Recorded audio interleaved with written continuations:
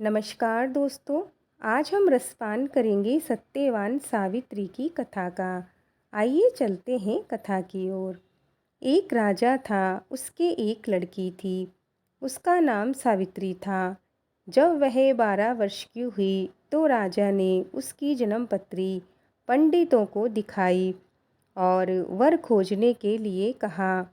पंडितों ने जन्मपत्री देखकर राजा को बताया कि उसकी शादी के 1 साल बाद विधवा हो जाने का योग है। यह सुनकर राजा बहुत दुखी हुए। अब तो राजा ने शादी के बारे में सोचना ही छोड़ दिया। जब सावित्री 18 वर्ष की हुई तब वह एक दिन अपनी सखी सहेलियों के साथ वन में भ्रमण करने के लिए गई। तो उसने एक अति सुंदर युवक को लकड़ी काटते हुए देखा। उसका नाम सत्यवान था। सावित्री ने सत्यवान से शादी करने का फैसला कर लिया। सत्यवान के पिता एक राजा थे, किंतु उनका राज्य दुश्मनों ने छीन लिया था और अब वे जंगल में झोपड़ी बनाकर रहा करते थे। राजा ने सावित्री की इच्छा के अनुसार उसकी शादी सत्यवान से कर दी। सावित्री अपने अंधे सास ससुर की बहुत सेवा किया करती थी। वह बचपन से ही भगवान शिवजी की पूजा किया करती थी।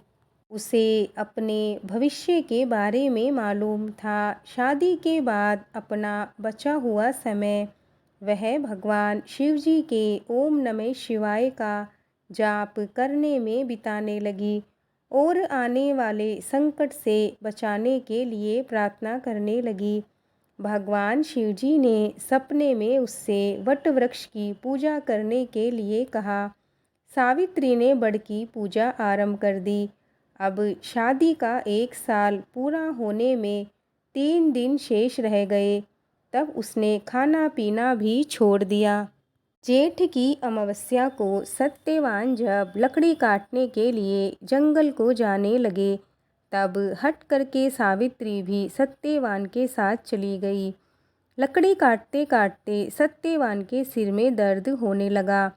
सावित्री ने उससे कहा वह कुछ देर आराम कर लेवे। सावित्री की गोद में सत्यवान ने सिर रखकर आराम किया। उसे नींद आ गई और नींद में ही उसकी मृत्यु हो गई। जब यमराज सत्यवान की आत्मा को लेने आए तब व्रत के प्रभाव से सावित्री को यमराज दिखाई देने लगे।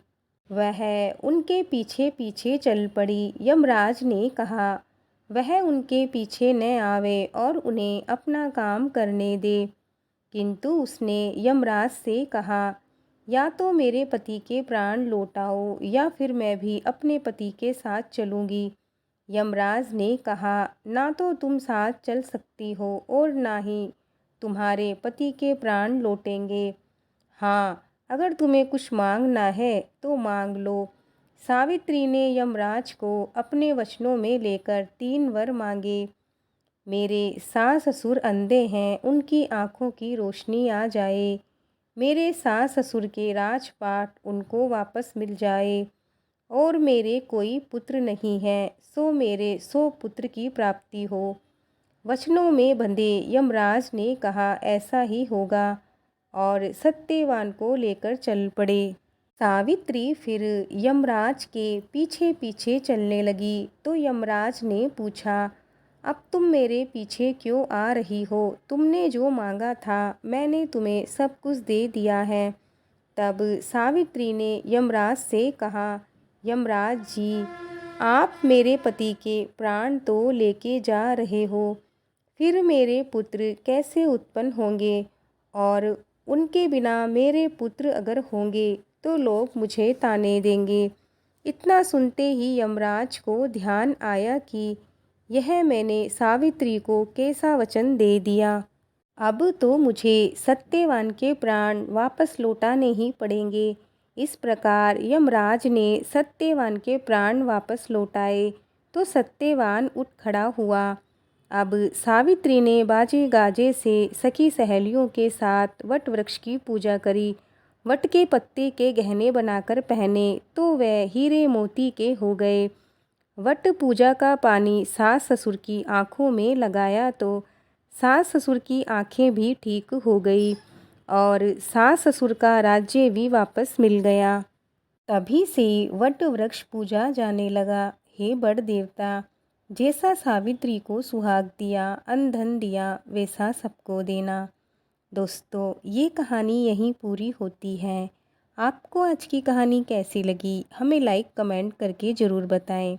मिलते हैं और एक नई कहानी के साथ। जय श्री कृष्णा, जय श्री राधे।